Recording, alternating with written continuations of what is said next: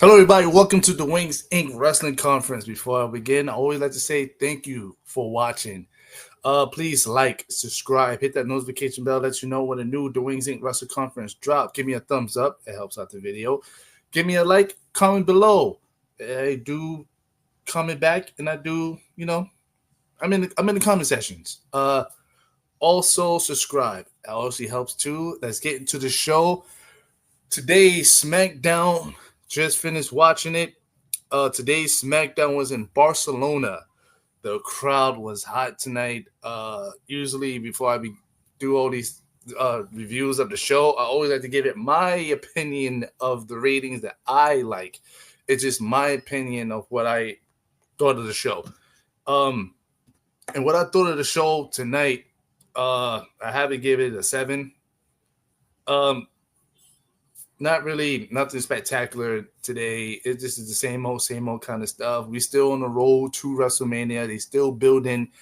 They still, they still painting. They're still painting that canvas. We still ain't got the clear picture yet, but they're getting there slowly by slowly. The crowd was hot tonight. The crowd, every time they go overseas and do these live shows, the crowd is on fire. They was loving every bit of tonight's show from top to bottom. It did make the show even more enjoyable, especially when the crowd is really rowdy, yelling, cheering, singing along with the theme songs, counting in their language. It really brings a very specialty to the show.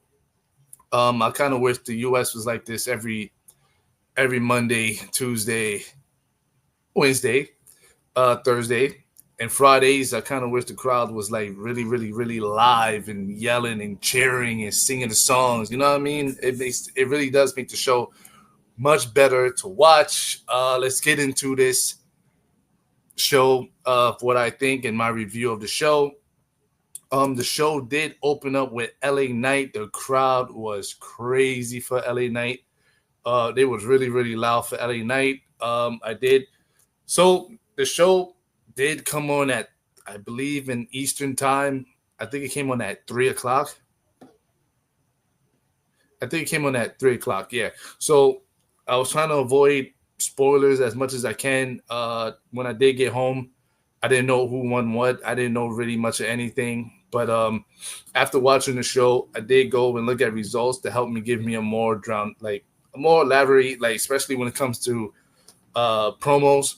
Because usually when I do it live right after the show, I kind of wish I had promos written down, the promos and stuff, like key points into the stuff. So now that they did it before time, I can actually go back and look at certain promos, take them out, and actually recite some of the promos and put it to my review, which makes the review more better, where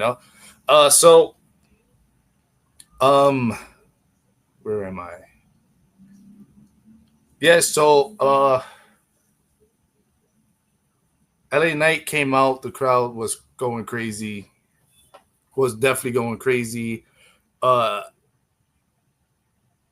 Knight say he might be the U.S. champ, but he's worldwide. Says the title is back in the right hands after a long time. After Pompous Jey Uso came out. So basically, to allow a chair for LA Knight basically came out and said basically that he finally got the title back to where it belonged. It shouldn't have left in the first place. The crowd started chanting, "You deserve it, you deserve it." And basically, as he was sitting there about to continue talking, Jey Uso interrupted him.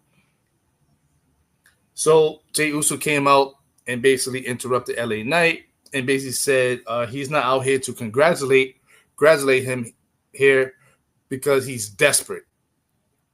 His road to WrestleMania is running empty. He wants to challenge LA Knight for the match at WrestleMania. So basically, Jey Uso came out, basically told LA Knight that he's basically desperate. His road to WrestleMania is very bumpy. Is a whole bunch of obstacles is coming in his way, and it's not basically lining up because he's not winning those important matches that would get him to WrestleMania or find his way to WrestleMania. So basically, he sees LA Knight as kind of like his ticket to WrestleMania, in a way where he is desperate. So basically, he's trying to sit there and say, yo, I'm going to challenge you for the United States championship, even though he messed up and said the U.S. tag team titles, which was funny. But once he said he challenged him, and then after that, he was interrupted by Solo Sikoa. Solo Sikoa came out and said, if anyone is out here going to challenge anyone, and the only person who should be challenging anyone is no other than Jacob Fatu. Other than Jacob Fatu, he said Jacob Fatu deserved a title shot. He tells Jimmy to step aside because he's a failure for the family. Failure of the family. Says the biggest failure he ever done is, and Jay basically said the biggest failure he ever done was trusting his little brother Solo. And so basically that came into a brawl. Solo Sikoa basically Jacob Fatu, Tama Tonga end up jumping Jimmy Uso and LA Knight. Braun Strowman came out for the save. And basically, they was brawling in the ring. Nick Aldis came out, and Nick Aldis said, basically, it's three of y'all, it's three of them. Tonight is going to be a 6-man tag. So that was the first match of the night. It's Jimmy Uso, LA Knight, Braun Strowman versus Solo Sikoa, Tama Tonga, and Jacob Fatu. Oh.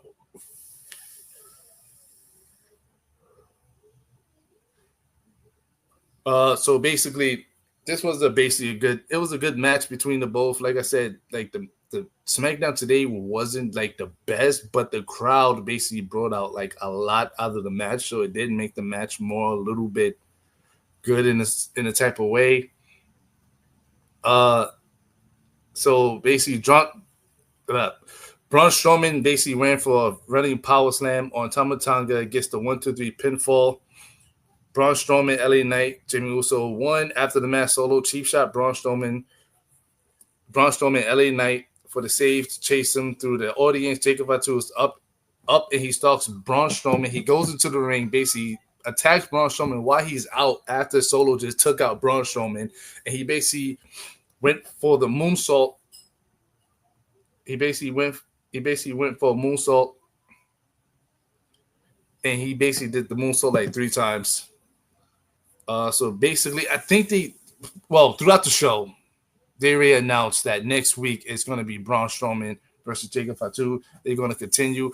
For me, I'd rather have seen this at WrestleMania, but just for insight, it seemed like it might be a triple threat. Just my opinion, might be a triple threat at WrestleMania. You could see Jacob Fatu versus Jimmy Uso versus LA Knight for the United States Championship. I'll go for that. I'll definitely go for that. But then again, would it be too many triple threats? Even though we might get a CM Punk, Seth Rollins, Roman, that's a triple threat. I don't know. Too many triple threats? I don't know. But overall, that match was good. They set up a match between Braun Strowman and Jacob Fatu for next week. Really enjoying that.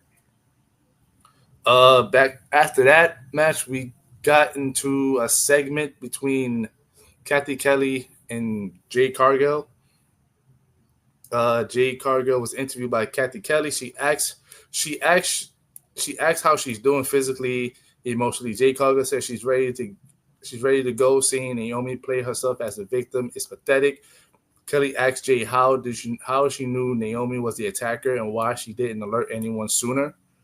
Jade said all she can remember is being hit from behind, and as things grew dark, she saw Naomi run away.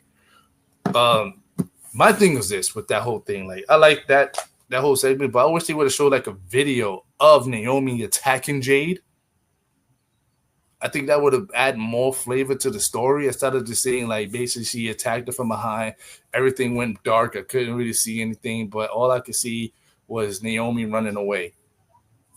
I guess we can go with that, but I think I'd rather went with the fact that there was another camera angle that she basically was doing her own investigation instead of WWE, and she got that camera angle, and she actually saw who person who pushed her was Naomi. I would have went with that, but after she was talking to Kathy Kelly, she was interrupted by she was basically talking to Kathy Kelly, and while she was talking, you could hear laughter of Liv Morgan and Raquel talking loud, and basically Jade Cargill told me like, "Hey, you're like, yo, I'm interviewing here. Can y'all like be quiet?" And they would just basically just messing with her, basically telling her like be quiet and stuff like that. And Jade Cargill was like, "Yo, I'm interviewing you, like interrupting." and Liv Morgan was like, basically, you owe me like an apology and stuff like that. And basically, and then Jay Cargill basically told Liv Morgan, like, if I was never out, I would never have lost those titles. As a matter of fact, I can actually do something about it. Where where where where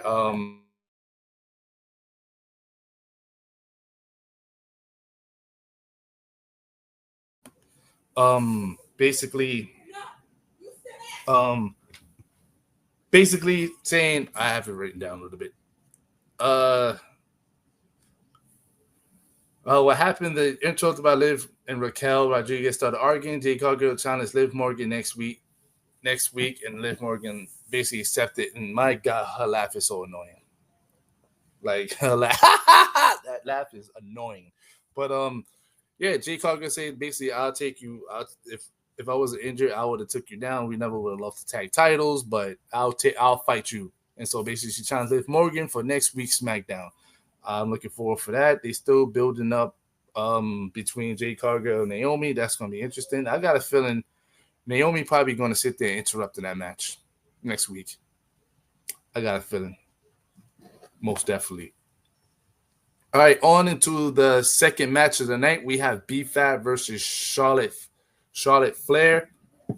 This was actually a good match. Like B-Fab really don't have like a lot of matches under her belt, but I would probably say this is like probably one of her best ones. Like she was really, really doing good. Really hanging in with Charlotte. I could basically see them fighting one more time, one again, stuff like that. Then again, maybe it was the crowd added more flavor to this match, but I was really liking this match. I knew B-Fab wasn't going to win, but she was actually hanging in there. B-Fab did lose to Charlotte to the figure eight. As she put the figure eight in B-Fab, the referee was counting basically like she won, and then they was ringing the bell over and over. The referee kept telling her like, hey, stop, like get off of her. Then Tiffany Stratton came out. Basically attacked Charlotte after the match. Then they basically were just brawling throughout in the ring and stuff, basically jumping on each other. Every time the security would separate them, Tiffany Stratton would basically break free and jump on Charlotte. Then they tussled in the ring. Then they rolled out to the ringside. Tiffany Stratton basically jumped off the still steps onto Charlotte, beating her down. The security basically broke them up again. Then Charlotte found herself on top of the announce table. She jumped off the announce tables onto Tiffany Stratton. Then they started tussling again. Security broke them up again. Then Tiffany Stratton basically went in the ring, went on top of the turnbuckle, and basically jumped from top there onto Charlotte. And basically, they were still tussling. So the referee basically interrupted them again. I would probably say this. It didn't feel like it added anything to their WrestleMania match. But I will say this was better than the other weeks that they kept doing. Like basically continuing a feud, which is like tit for tat, where every time Tiffany Stratton would come out, Charlotte would basically like sit at ringside after the match, attack her. Then Tiffany Stratton would have another match. Then Charlotte would come out blindside, attack her again. But this time it seemed like Tiffany Stratton basically played her games and basically came out after her match and basically attacked her. So I did like this brawl. It was way much better than the last 2 weeks they was doing it. This one was much better because it did continue, and during the show, it was continuing throughout the show.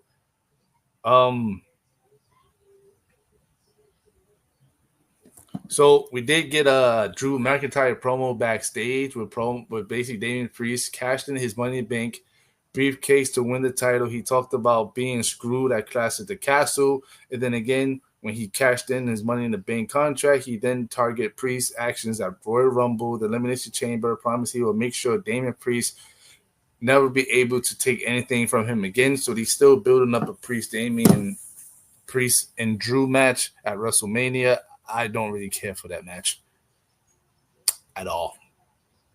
But I'm okay with this build-up. Still got, like I said, we're still on the road to WrestleMania. See how this is going to go. Basically, after that, we go over into the Miz TV.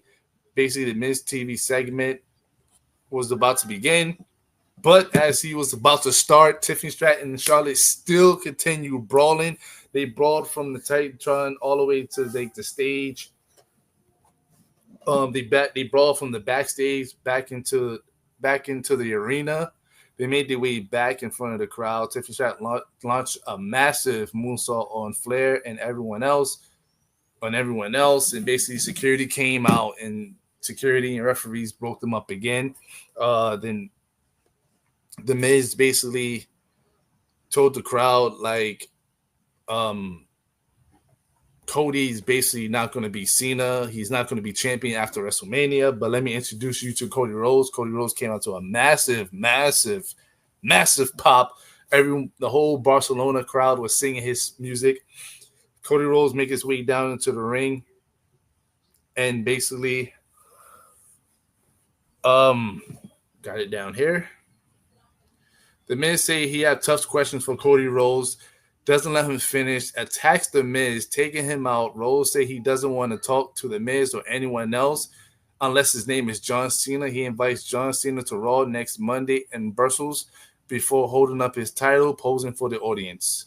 So basically, there was no Miz TV. The Miz, Cody Rhodes came out and basically kicked him in the gut and basically put him in a crossroads. And then basically said, I'm not talking to anyone, and left until Monday. So I guess we will get the face-to-face of Cody and Cena on Monday Night Raw in Brussels. Then we go into our third match of the night, which is Damian Priest versus Shinsuke Nakamura. Before I get into this match, they did a teaser. They did a video teaser, and it looks like it's a Rey Fenix teaser. Rey Fenix is on his way to debut in WWE, and it looks like Rey Fenix will be on SmackDown. Penta's on Raw. Rey Fenix will be on SmackDown. Interesting. And plus, that's not the only video teaser we got today, but I'll get to that. So we had Damian Priest versus Shinsuke Nakamura. During this match, it was basically Nick Aldis was talking to Shinsuke Nakamura, saying that he should have suspended him for what happened last week when he basically missed the referee. Nakamura was speaking in Japanese. Then Damian Priest came and basically interrupted him and basically told him about Drew. And then Nakamura said something to him in Japanese, and Damian Priest was like, I don't know what you said, but he told Nick Aldis something in Spanish, and basically Nick Aldis made the match of Damian Priest versus Shinsuke Nakamura. Shinsuke versus Damian Priest was the okay match. So Priest climbs up to the top, walks the ropes like the Undertaker as Priest goes for the finish. Drew McIntyre comes out to ringside. He waves at Priest, distracting him evenly. McIntyre storms the ring and attacks Priest, causing a disqualification. Priest and McIntyre brawl in the middle of the ring, but Shinsuke is still there and blindside Priest with a Kinshasa. Nakamura leaves as McIntyre continues to beat down on Priest, sending him to the barriers on the outside. Drew then dislodges the steps and slams it down on the fallen Damian. McIntyre starts to leave, return to Priest, handle with a claymore in the ring. He stomps on his head, say he will make Priest's life hell, and then finally leaves. Even though I really don't care for this match, especially going to WrestleMania, but I am enjoying this build between Damian Priest and Drew McIntyre. A lot of people might feel like this is kind of demotion in a way where it could be for both. They demoted a little bit because Damian Priest was the world champion. McIntyre was a top main eventer, and then it seemed like now they just moved down to the card, I guess. But like I said, I don't really care for this match, but I am enjoying this build up to it. So maybe my mind could change by the time the match starts, and then it might change. I don't know.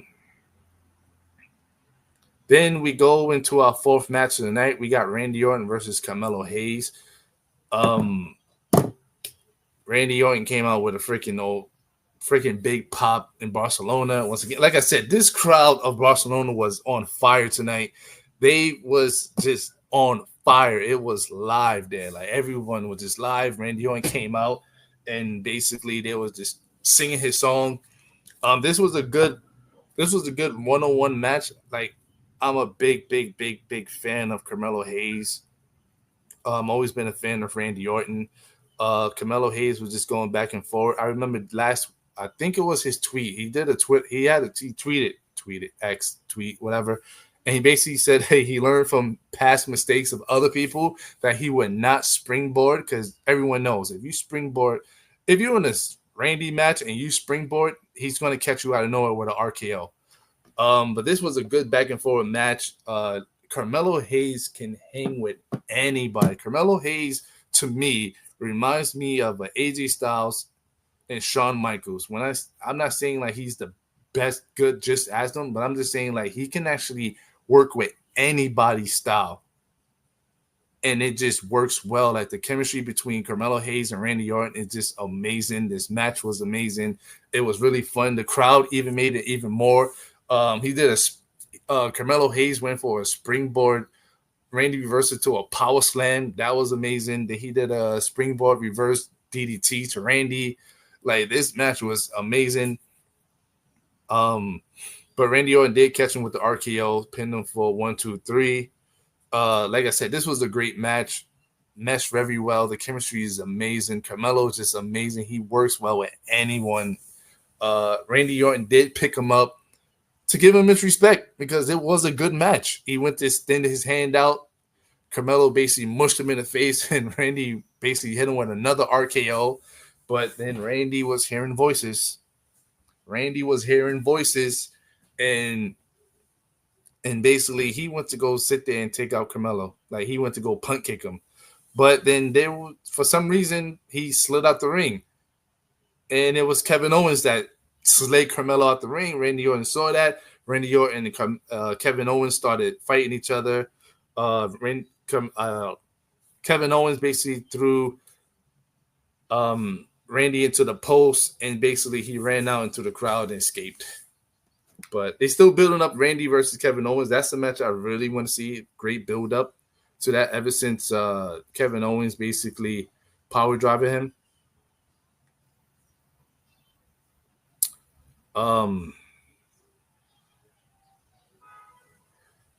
Then we go into so Gunther goes into the mic and he says he's here to prove a point and taking shots at Barcelona, saying that he wishes he was in Madrid. While everyone loves Jey Uso, he can dance around him, but when the bell rings, none of that matters. Gunther calls out A-Kid, the most promising wrestler in WWE, Spain's national hero, Axiom, one half an NXT tag team champions. Gunther versus Axiom was amazing. The crowd this was a good match. Like, this was a really good match. Axiom was just hitting all cylinders. Like, you couldn't take him down. Like, you literally couldn't take him down. It was a very back and forth match. Axiom was just giving it to Gunther. It was really good. Axiom went for a forearm kick to the chest. Axiom with more kicks. Axiom with the ring of Saturns, but Gunther escapes and he hits him with a one-arm power bomb and a clothesline. Gunther with a power bomb for the 3-count winner. After the match, Gunther with a sleeper to Axiom, and officials tell him to release the hold. It was a great match. No Jimmy, nothing. But this was a really good match. This did put NXT on top. But this was a really good match. I still don't really care for the Gunther and Jey Uso. This ain't making it any better. But I think this was a good thing for the crowd. The crowd got the hero, A-Kid, a.k.a. Axiom. This was really good. Paul Heyman had a segment. Paul Heyman said he's going to talk about 2 things. He will keep short and sweet. Today is Roman Reigns Day because today is the release of WWE 2K25 video game. Everyone go home, play the game, and everyone at home will play the video game, but wait until SmackDown's over because wait to keep the ratings high, especially during his segment. Some people have a problem with that Roman Reigns Day or that Roman Reigns is on the cover of a video game. One of those people, when it comes to being his friend, is the best in the world, CM Punk. Unfortunately, it is not CM Punk Day. It's Roman Reigns Day. It's not, and it will never be Seth Rollins Day. Paul said he hates the Seth Rollins song because the crowd was singing, oh. If anyone has a problem with the fact that he hates the song, is that Roman Reigns Day. Roman Reigns Day or Roman Reigns is on the cover of the video game. You can play it and face the next in Barcelona because he will be next week. So basically, he will be next week on SmackDown in Barcelona. Not in Barcelona. Sorry. He will be in, I think it's Italy. Yeah. So then we go into a final match of the night. Angelo Dawkins and Montez Ford versus Johnny Gargano, Tommaso Ciampa for the SmackDown Tag Team Championships. All I gotta say is that when it comes to tag team matches, tag team championships, just tag team period, SmackDown is literally the best to do it. I don't know, like Raw, it seems like they can only fight one tag team and that's it. And it's usually the Creed brothers. If it's is it the Creed brothers? Yeah, that's about it. It's the Creed brothers. But SmackDown is basically where's it at? Way better tag matches, and they actually defend the titles, and it's always a tag match like every SmackDown. So that's cool. This was a great back and forth match. I was not like all I know is going through this road to WrestleMania, no titles is safe. No titles are safe at all. It seems like we have a new women's champion, world heavyweight champion. And now we have NXT. We have a new women's champion in NXT, Stephanie McCure. So we have a new WWE World Heavyweight Champion, which is Io Sky, a new NXT Women's Champion, and she's North America Champion, Stephanie McCure. And then now we have new SmackDown Tag Team Champions, the Street Profit. The Street Profit had beat Johnny Gargano and Tommaso Ciampa, and they are the new tag team champions. Like, no titles are safe. No titles are safe. And not just that, next week, they had to defend those titles to the number one contenders, which is pretty deadly. Are they going to be able to hold those? Or are we finally, like, I hope, this is just me, I hope that at WrestleMania, give us a fatal 5-way tag team championship ladder match. Anniversary to a ladder match. Like, give that to us. But overall, this was a great match. Forward went the Doomsday Blockbuster, but Ciampa breaks up the cover. Dawkins drops down when Ciampa goes for the floor. Forward with the kick from Ciampa. Dawkins kicked Ciampa off the turnbuckles. Dawkins misses senton, and Ciampa tags in. Ciampa with the running knee to Dawkins, and then hits a fairy tale ending with Gargano adding a super kick, but Dawkins kick out. Gargano tags in and sets for the knee and super kick combination, but Dawkins moves. Gargano kicks Ciampa. Dawkins with the sky high, and Ford tags in and hit a 7-star frog splash for the 3 count. Winners Martel Ford and Angelo Dawkins, new tag team champions. This was a great match. The crowd was definitely into it. They need to do more international like SmackDowns and Raws because this drink was crazy. This was amazing from beginning to end. I did give this a 7 for my review of SmackDown. SmackDown was really fun. Like I said, it wasn't really nothing spectacular. Only probably thing I could say was surprising that Street Profit won. I didn't see that coming because I'm like, but then again, it's like all titles are not safe. They're not safe at all. Especially going to Road to WrestleMania. This adds more to the story of the tag team titles. Like I said, I do want that fatal 5-way ladder match for the tag team titles. That would be fire. But then again, like I said, this SmackDown was okay. It wasn't really nothing spectacular except the tag titles. Wasn't expecting that. But we still on the road to WrestleMania. Like I said, I enjoyed SmackDown. It was fun. The crowd was amazing. It was hot. It added more flavor to the show. I'm gonna end it here. This has been the Dwayne Inc. Wrestling Conference Please like, subscribe, hit that notification bell, let you know when a new Dwayne St. Wrestling Conference drop. Give me a thumbs up. It really helps out the video. Where's my thumb at? Thumbs up. Give me a like. That helps out the video too. Subscribe to the channel. Comment below. I do answer comments. Thank you for watching Dwayne St. Wrestling Conference, and I will catch you on the next video.